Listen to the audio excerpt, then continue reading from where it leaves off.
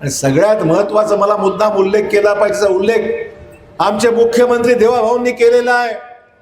देवाभाऊंनी परवा सांगितलं, लोह्याच्या सभेमध्ये अनेक ठिकाणी सांगितलं की मोदी साहेबांनी सांगितलंय आमच्या गरीब माणूस जो या सरकारी जमिनीवर बसला आहे, अतिक्रमित जमिनीवर बसलेला आहे, योजनेचा फायदा त्याला मिळत नाही.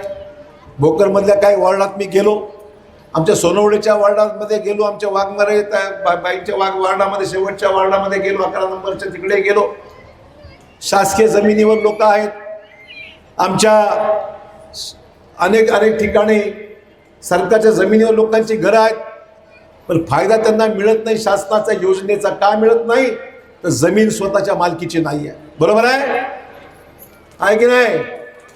आपल्या सरकारने निर्णय आता घेतलेला आहे, ज्या लोकांनी सरकारी जमिनीवर अनेक वर्षापासून बसलेली माझी गरीब माणसं आहे, त्या सरकारी जमीन तुमच्या मालकीच्या करण्याचा निर्णय आपल्या सरकारने आता घेतला आहे.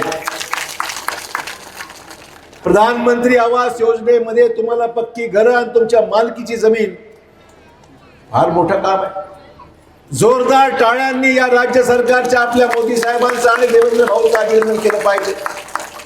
एक क्रांतिकारी निर्णय घेतलेला आहे.